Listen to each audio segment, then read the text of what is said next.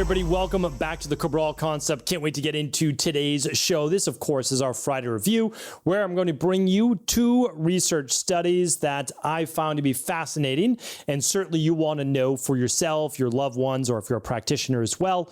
I've got 2 product reviews here today. One's kind of a book review. It's a masterclass that you can actually download for free that you'll want to check out.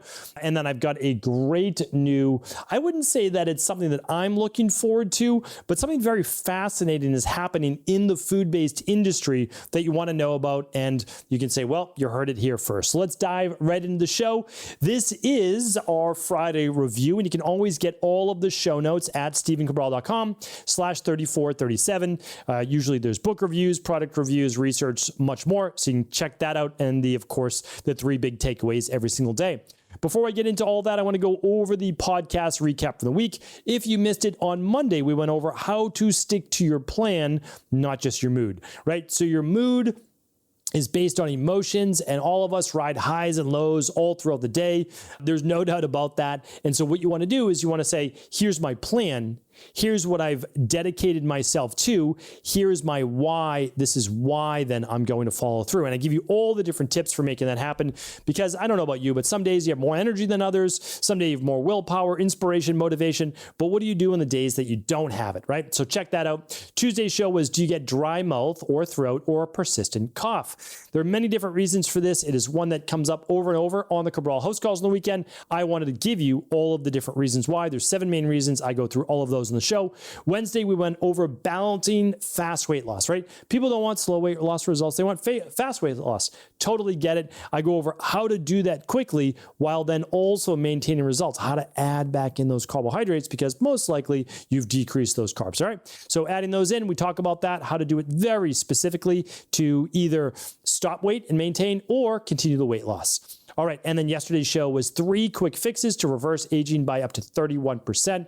Pretty amazing. I go over 3 specific ways to do that. Some work better than others, but adding them all together actually worked tremendously. So check that out. That was yesterday's show. All podcasts can be found at stephencabral.com/podcasts. All right, let's dive right into it. First is our product review of the week.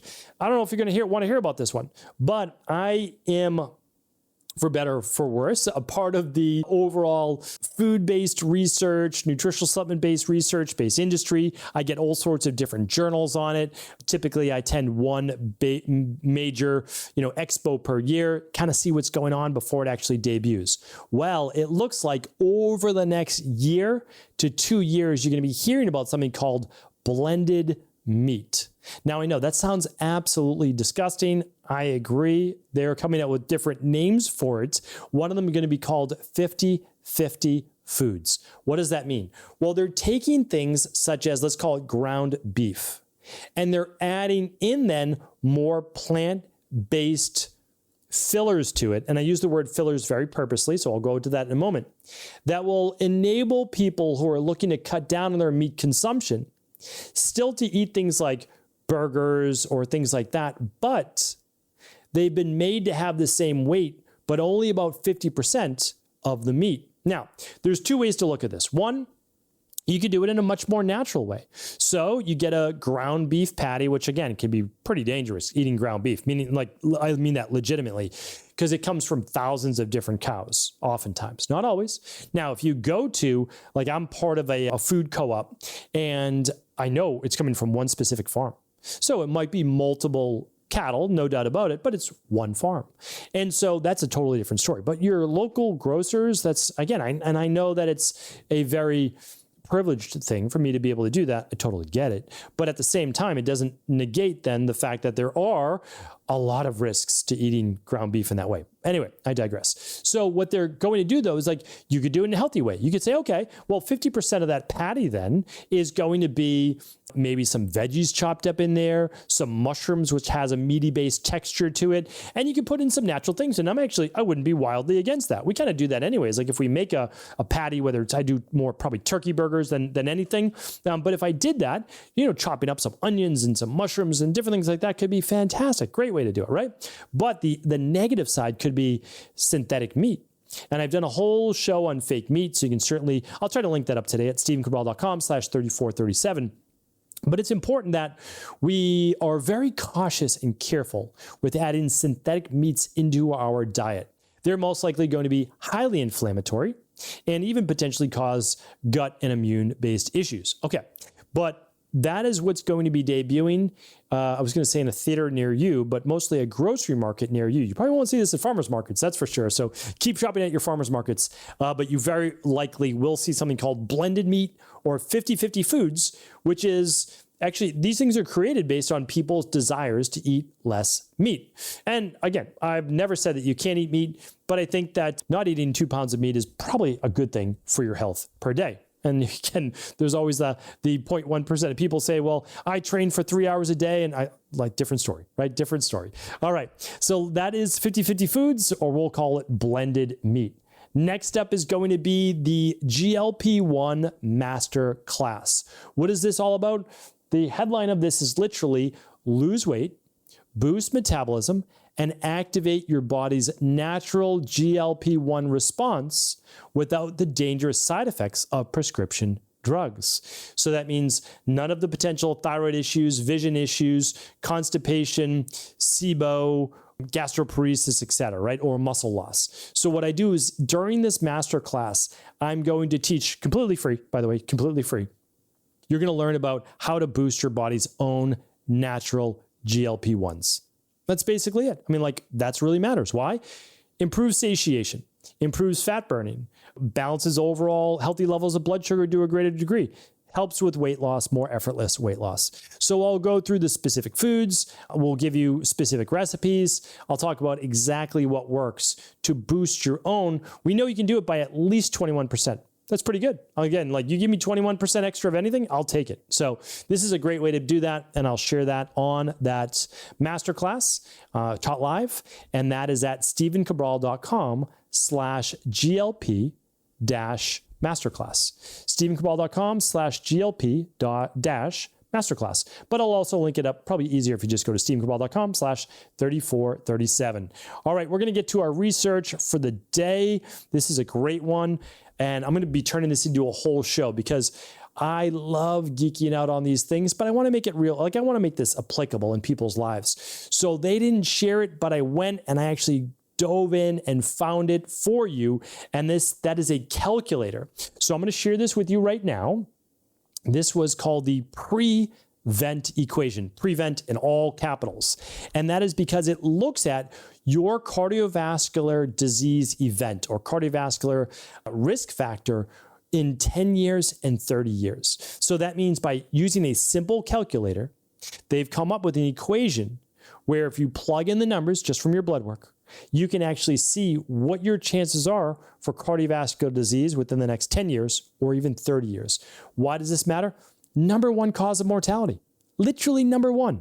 Right? So number one. So I don't think I have to go too much more into that, but this is really important because this will give you the whole research study. PREVENT equation accurately estimated the 10-year cardiovascular disease risk and those even with calcium-based buildup. This just came out, I can tell you exactly, 3 weeks ago, published from the American Heart Association, and it's a new risk calculator, actively identified participants who had calcium buildup in their heart arteries and those who had higher future heart attack risk in an analysis of about 7,000 adults in New York referred to for heart disease screening. So what they did is they used the calculator and then they actually went in for the screening. And this was as accurate. I mean, that's pretty impressive, right? So I'm going to do a whole show on it. But if you don't want to wait for the whole show, you want to dive right in, head on over to stephencabral.com/3437. I'll link it all up for you. But this was, again, published in the Journal of the American Heart Association. So pretty impressive. And again, I like to give credit where credit's due. It's why I've always said, modern medicine is impressive. It's very impressive. And that's exactly what we do. The issue I have with it is a pill for every ill, because that's just masking the symptoms. But all of these predictive analytics and all that, I love it. That's absolutely something that I use in high performance health and our practice. All right. So this next one is from the European Society of Cardiology. Waist to hip ratio predicts heart failure incidence. This just came out 2.5 weeks ago. So brand new research. I think you're going to enjoy and like this one. And here's the reason why, is that this is for all of the people who say, BMI isn't the best calculator. I totally get it. I totally get that. I understand that. BMI is important because the further you get away from 24.9, the high end of BMI, the more likelihood and risk factors there are for certain types of cancer and heart disease and hypertension, gallbladder issues, etc. Like, no doubt about it. And same with Alzheimer's, dementia. But it's just a generality. It's just again, general.